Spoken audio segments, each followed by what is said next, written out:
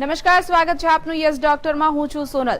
દર્શક મિત્રો, આધુનિક ભાષામાં હોસ્પિટલે વિશેષ સ્ટાફ અને સાધનો દ્વારા દર્દીને સારવાર આપતી અને આરોગ્યની સંભાળ રાખતી સંસ્થા છે. અને હંમેશા નહીં પરંતુ ઘણીવાર તે દર્દીને લાંબા સમય સુધી રાખીને પણ સારવાર આપે છે. અને તેમાં ઇન્ટેન્સિવ કેર યુનિટ એટલે કે આઈસીયુ ખૂબ જ મહત્વનો ભાગ ભજવે છે. આઈસીયુ શબ્દ સાંભળીને દર્દીના સ્નેહીજનોમાં એક ડર કે હાવનો માહોલ પેદા થતો હોય છે, પરંતુ આ કન્ડિશનમાં સમજદારીપૂર્વક વર્તવામાં આવે તો જે તે પરિસ્થિતિનો માહોલ હળવો કરી શકાય છે. તો આઈસીયુની ખાસિયત શું છે અને ત્યાં દર્દીઓને કેવી સારવાર આપવામાં આવે છે તે અંગે જાણીશું આજે આપણે યસ ડોક્ટરમાં.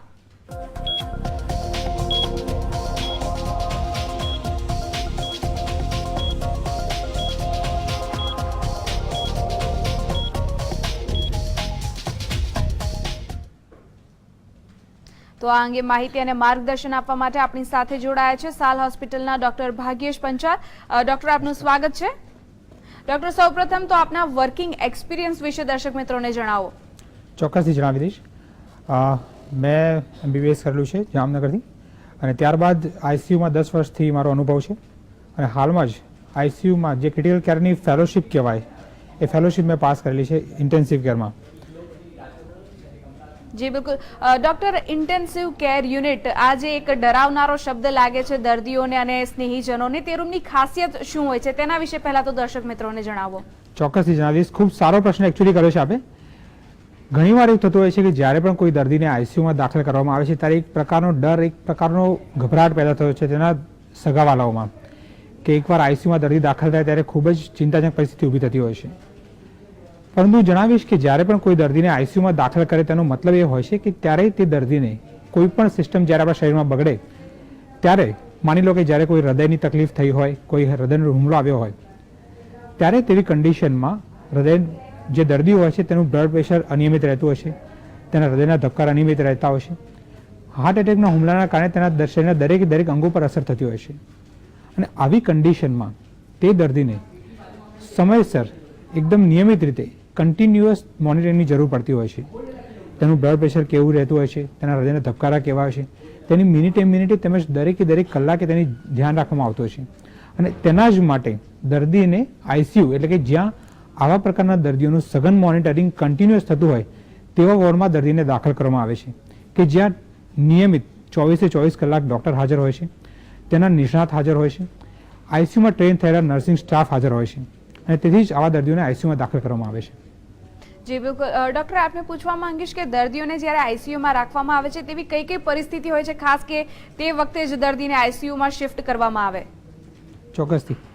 મેં કહ્યું તે પ્રમાણે કે કોઈ પણ રોગ હોય, માની લો કે હૃદયનો રોગ હોય, હૃદયનો હુમલો આવ્યો હોય, શ્વાસની તકલીફ થઈ હોય જેમ કે ન્યુમોનિયા થયો હોય, ફેફસામાં કોઈ તકલીફ થઈ હોય, મગજની કોઈ તકલીફ થઈ હોય જેમ કે સ્ટ્રોક આવ્યો હોય, મગજમાં કોઈ બ્લીડિંગ થયું હોય, અથવા તો શરીરની કોઈ પણ અંગમાં તકલીફ થઈ હોય કે જેના કારણે દર્દીની કન્ડિશન નિયમિત કરતાં વધારે બગડી જાય, કે જ્યારે દર્દીને સઘન મોનિટરિંગ, મેં કહ્યું તે પ્રમાણે કે કન્ટિન્યુઅસ મોનિટરિંગની જ્યારે જરૂર પડે તેવી કન્ડિશનમાં દર્દીને આઈસીયુમાં દાખલ કરવામાં આવે છે. જી બિલકુલ. ડોક્ટર, દર્દીઓને આઈસીયુમાં કેવા પ્રકારની સારવાર આપવામાં આવતી હોય છે? આઈસીયુમાં જ્યારે કોઈ પણ દર્દી દાખલ થાય ત્યારે મેં કહ્યું તે પ્રમાણે દર્દીનું એક પ્રકારનું મોનિટરિંગ થતું હોય છે. ચોક્કસ મોનિટર દર્દીને લગાવવામાં આવ્યો છે કે જેમાં દર્દીના હૃદયના ધબકારા, હૃદયનું બ્લડ પ્રેશર, તેની શ્વાસની પ્રક્રિયા કેવી છે, દર્દીનું ઓક્સિજનેશન લેવલ કેવું છે, તેમજ તેનું યુરિન આઉટપુટ કેવું છે, વિવિધ પ્રકારના અંગો કેવી રીતે કામ કરે છે તેનું દરેક મિનિટે, એમ કહું તો દરેક સેકન્ડે તેનું ધ્યાન રાખવામાં આવતું હોય છે. જી બિલકુલ. ડોક્ટર, આઈસીયુ રૂમમાં જ્યારે પણ કોઈ દર્દી દાખલ હોય છે ત્યારે મોટાભાગે એવું જોવામાં આવતું હોય છે કે તેમના મુલાકાતીઓને ત્યાં મળવા જવા દેવામાં નથી આવતા. આ એક સામાન્ય નિયમ છે. આ સિવાયના આઈસીયુ રૂમના નિયમો અને મર્યાદાઓ શું હોય છે તે વિશે જણાવો. ચોક્કસથી.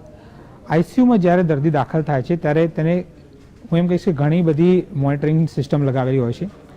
જેમ ઘણી વખત દર્દીના શ્વાસ બરાબર ના લઈ શકતો ત્યારે તેને વેન્ટિલેટર લગાવવાની જરૂર પડતી હોય છે.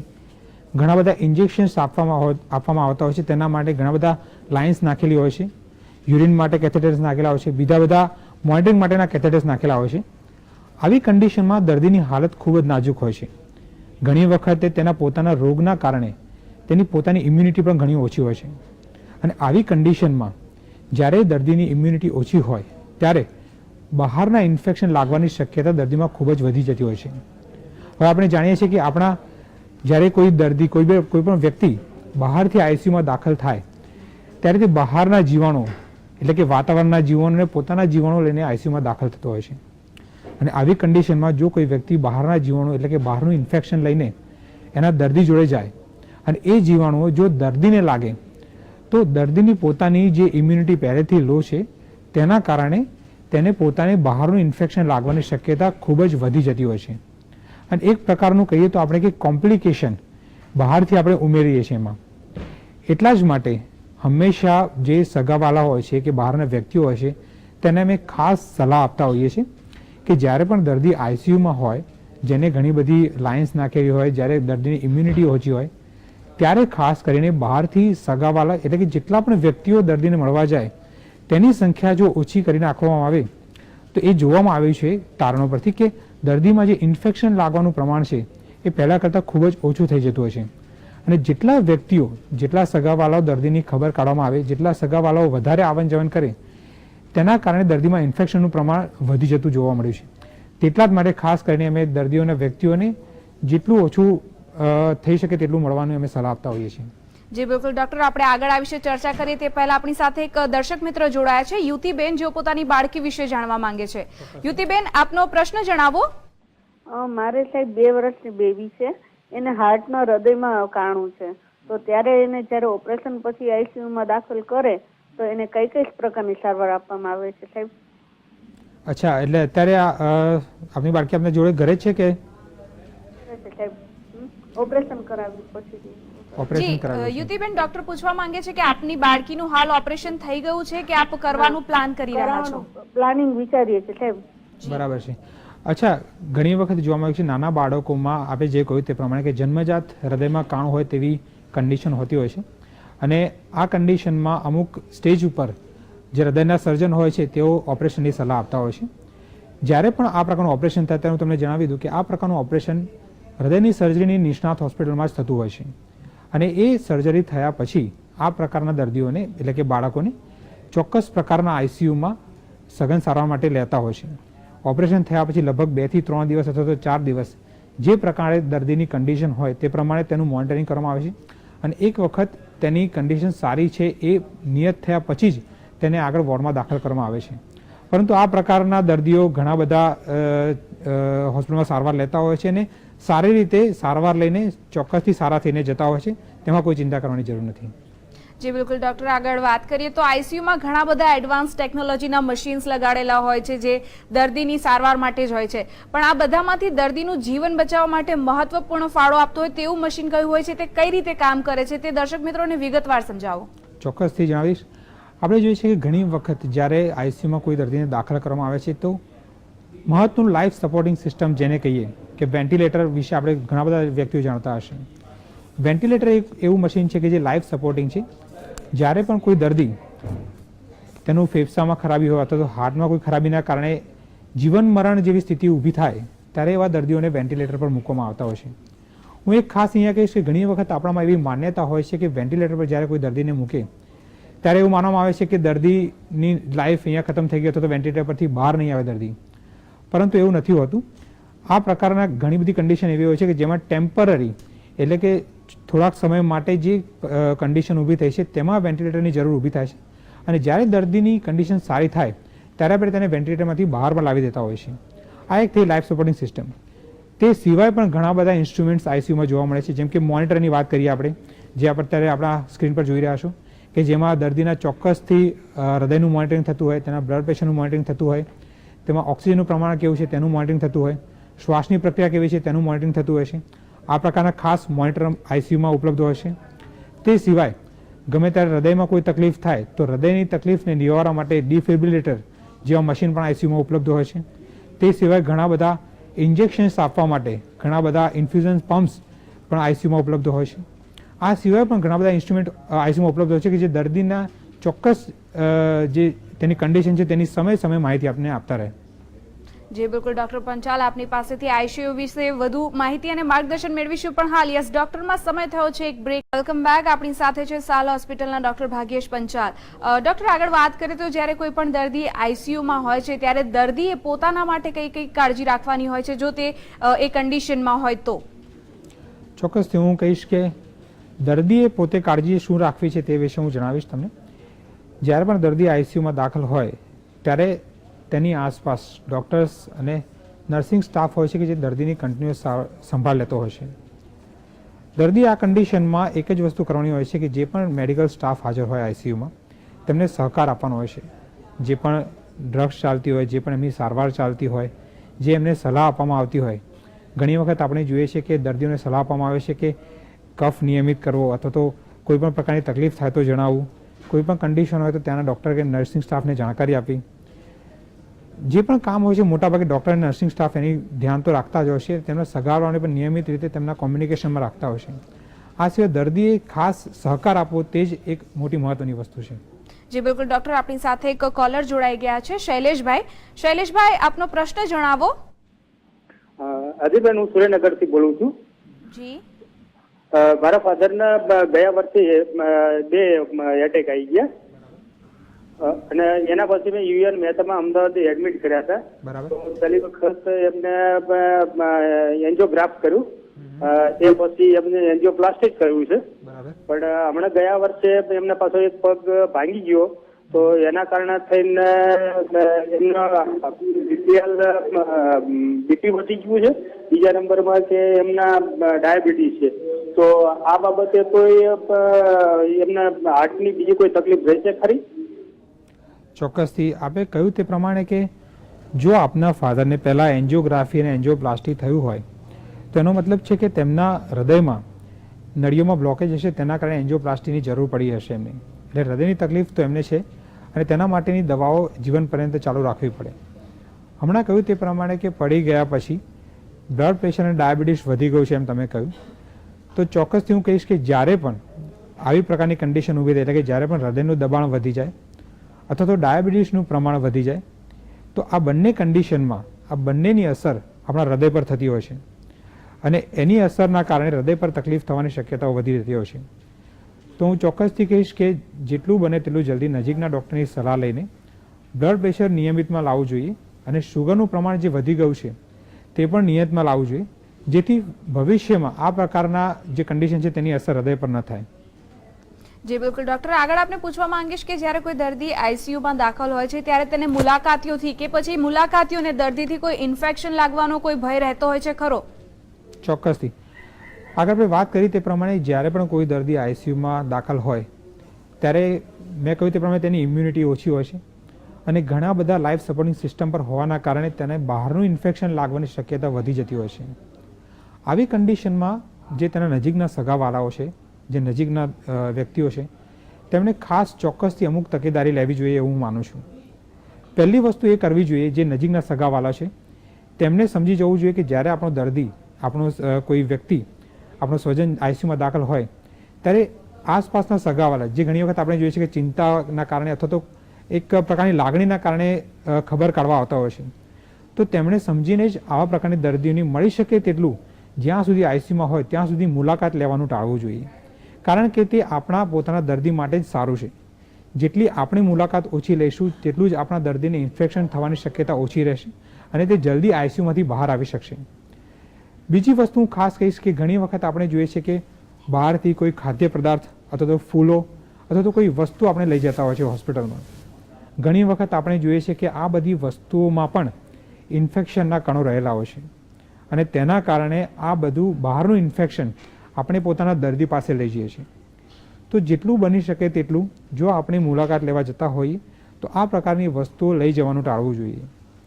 બીજી એક ખાસ વાત, ઘણી વખત જો કોઈ વ્યક્તિ જે પોતે નજીકમાં જેમને તાવ આવ્યો હોય અથવા તો તેમને ખાંસી આવતી હોય અથવા તો પણ સામાન્ય કોઈ પણ શરદી અથવા તો કોઈ પણ પ્રકારની બીમારીથી પીડાતા હોય, એવા વ્યક્તિઓએ ખાસ કરીને આઈસીયુમાં દર્દીને મળવા જવાનું ટાળવું જોઈએ.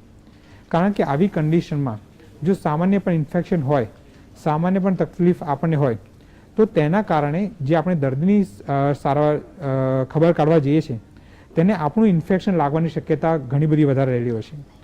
તો ખાસ કરીને જે લોકોમાં આ પ્રકારના સિમ્ટમ્સ આવતા હોય નજીકના 3 કે 4 દિવસમાં, એવા લોકોએ ખાસ કરીને દર્દીને સાર સંભાળ લેવાનું ટાળવું જોઈએ.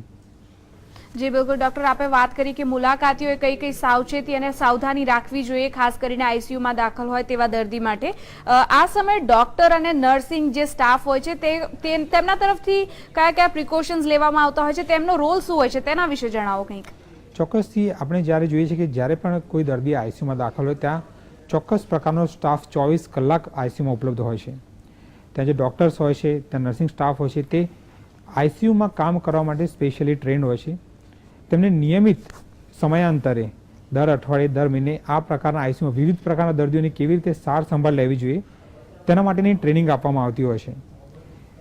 વિશેષ પ્રકારના ઇન્ફેક્શન ન લાગે તે માટે ઘણી બધી પ્રકારના પ્રોટોકોલ્સ તે લોકો અનુભવતા હોય છે, જેમ કે માસ્ક પહેરવું, દર્દીઓને જ્યારે પણ અવાય જાય ત્યારે ગ્લવ્સ પહેરવા, વિવિધ પ્રકારની જ્યારે પ્રોસિજર થતી હોય તેમાં ઇન્ફેક્શન ન લાગે તે પ્રમાણે કેવી રીતે એ પ્રકારની પ્રોસિજર્સ કરવી, કેવી રીતે દર્દીને ઇન્ફેક્શનમાંથી બચાવી રાખવું તે માટે વિવિધ સાર સંભાળ લેવી, આ પ્રકારના દરેકે દરેક વસ્તુ માટે તે પ્રકારનો સ્ટાફ ત્યાં ટ્રેન્ડ હોય છે.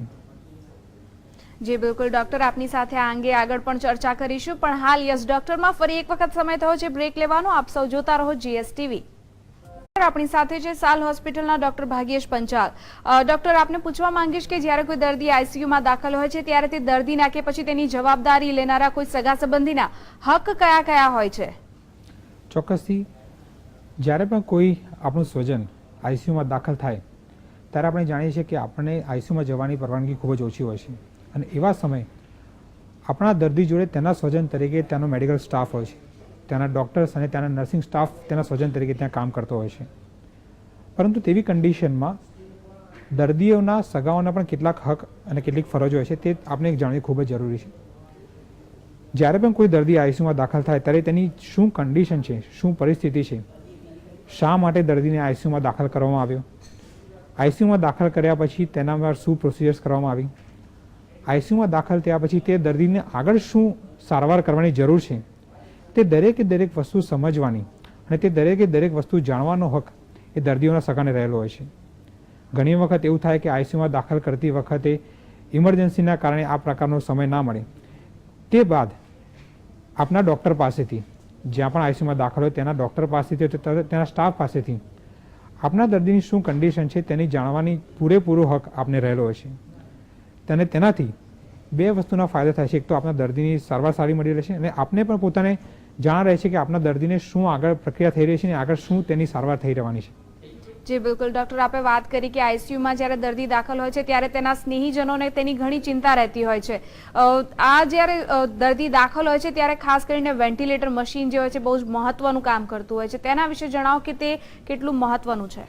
ચોક્કસથી વેન્ટિલેટર વિશે વાત એટલા માટે કરવાની છે કે ઘણી વખતે આપણે જોઈએ છીએ કે એક પ્રકારની માન્યતા રહેલી હોય છે સમાજમાં કે દરેક જગ્યાએ કે જ્યારે કોઈ પણ દર્દીને વેન્ટિલેટર પર મૂક્યો હોય એનો મતલબ કે તે દર્દીની જિંદગી ત્યાં ખતમ થઈ ગઈ અને એટલા માટે જ આપણે તેને વેન્ટિલેટર પર મૂકીએ છીએ.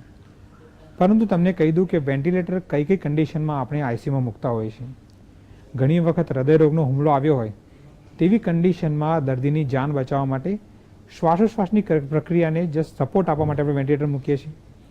ઘણી વખતે ન્યુમોનિયા થયો હોય તેવી કન્ડિશનમાં જ્યારે દર્દી પોતે શ્વાસ ન લઈ શકતો હોય તેવી કન્ડિશનમાં આપણે સપોર્ટ માટે વેન્ટિલેટર મૂકીએ છીએ. ઘણી વખતે આપણે જોઈએ છીએ કે મગજમાં સ્ટ્રોક આવ્યો હોય, એટલે કે મગજમાં કોઈ લોહીની નસ ફાટી ગયો અથવા તો મગજમાં લોહીનું પ્રમાણ ઓછું પહોંચતું હોય તેવી કન્ડિશનમાં જ્યારે વ્યક્તિ બેભાન થઈ જાય ત્યારે પણ એની શ્વાસોશ્વાસની પ્રક્રિયાને સપોર્ટ આપવા માટે આપણે વેન્ટિલેટર મૂકીએ છીએ. તે ઉપરાંત બીજી ઘણી એવી બધી કન્ડિશન કે જેમાં શ્વાસની પ્રક્રિયામાં કોઈ તકલીફ ના હોય પરંતુ તે કન્ડિશનમાંથી બહાર આવવા માટે ટેમ્પરરી શ્વાસોની પ્રક્રિયાને સપોર્ટ આપવા માટે આપણે વેન્ટિલેટર મૂકતા હોઈએ છીએ. આનો મતલબ એ થયો કે જે કન્ડિશનના કારણે આપણે વેન્ટિલેટર પર અત્યારે દર્દીને મૂક્યો છે તે કન્ડિશનમાંથી જ્યારે દર્દી બહાર આવી જાય, માનો કે હૃદયરોગનો હુમલો થયો તો હૃદયની રોગના હુમલામાંથી બહાર આવી જાય, મગજની કોઈ તકલીફ થઈ હોય તો તેમાંથી દર્દી બહાર આવી જાય, ન્યુમોનિયા થયો તો ન્યુમોનિયા સાજો થઈ જાય. તો આવી કન્ડિશનમાં જ્યારે વ્યક્તિ બેઝિક જે સારવાર, જે બેઝિક કન્ડિશનના કારણે વેન્ટિલેટર મૂકવું પડ્યું છે તે જો કન્ડિશનમાંથી બહાર આવી જાય તો ધીરે ધીરે વેન્ટિલેટર આપણે બહાર પણ કાઢી શકતા હોઈએ છીએ. દર્દીને ઘણી વખત જોવામાં આવે છે કે આઈસીયુમાં જ્યારે 100 દર્દીઓને વેન્ટિલેટર પર મૂકવામાં આવે તેમાંથી 60 થી 70 જેટલા દર્દીઓને વેન્ટિલેટર આપણે હટાવી લેતા હોય છે. અમુક જ કન્ડિશન એવી હોય છે કે જ્યારે વેન્ટિલેટર પર મૂક્યા પછી દર્દીઓનો જાન આપણે બચાવી શકતા નથી હોતા. તેના માટે તેની પ્રારંભિક કન્ડિશન જે હોય છે તે જવાબદાર હોય છે. પરંતુ ચોક્કસથી એવું માની લેવાની જરૂર નથી કે દર્દીને વેન્ટિલેટર પર મૂક્યો છે તો ત્યાં તેનું જીવન ખતમ થઈ ગયું. વેન્ટિલેટર પર મૂક્યો છે તેનો મતલબ એ થયો કે દર્દીને આપણે બચાવવા માટે આ પ્રકારનું પગલું લેવામાં આવ્યું છે. તે ખાસ આપણે જાણવું જરૂરી છે. જી બિલકુલ ડોક્ટર, આપે આ અંગે બહુ સરસ માહિતી આપી છે. પણ આજે આપણે જ્યારે આઈસીયુ અંગેની માહિતી અને તેના માર્ગદર્શનની વાત કરી છે ત્યારે આપને પૂછવા માંગીશ કે દર્શકોને શું બેઝિક ટિપ્સ આપવા માંગશો આપ? ચોક્કસથી હું ખાસ એટલું જ કહીશ ટિપ્સ માટે તો કે જ્યારે પણ આપનું કોઈ સ્વજન આઈસીયુમાં દાખલ હોય, કોઈ હોસ્પિટલમાં દાખલ હોય, તો બની શકે તેટલું આપણા વ્યક્તિઓને તેની મુલાકાત લેવાનું ટાળવું જોઈએ, જેથી તે આપણા દર્દી માટે જ ઉપયોગી થઈ નીવડશે. જેટલું બની શકે તેટલું બહારથી જો આપણને કોઈ દર્દીને ડિઝીઝ હોય, આપણને પોતાને કોઈ તકલીફ હોય તો આપણે મળવા જવાનું ટાળવું જોઈએ. બની શકે તેટલું આઈસીયુના ડૉક્ટર્સ જે હોય, ત્યાંનો જે સ્ટાફ હોય તેની સાથે આપ મિત્રતા કેળવો. કોઈ પણ પ્રકારનો આપના મનમાં જો મૂંઝવણ હોય, આપના પ્રકારમાં જો આપના દર્દી વિશે જાણવાની જો કોઈ મૂંઝવણ હોય તો ત્યાંના ડૉક્ટરને મળીને આપના જે મૂંઝવણ હોય તેને ઉકેલો. તે આપણે ચોક્કસ આપને માહિતગાર કરશે કે આપણા દર્દીને શું તકલીફ છે અને તેને આગળ શું સારવારની જરૂર છે. આટલી વસ્તુનું ધ્યાન રાખશો તો તે આપના માટે પણ ખૂબ જ ઉપયોગી નીવડશે અને આપના દર્દી માટે પણ ખૂબ ઉપયોગી નીવડશે. જી બિલકુલ ડોક્ટર ભાગ્યેશ પંચાલ, આપ અમારી સાથે જોડાયા અને આઈસીયુ વિશે માહિતી અને માર્ગદર્શન આપ્યા તે બદલ આપનો આભાર. તો મિત્રો યસ ડોક્ટરમાં હાલ બસ આટલું જ. આપ જો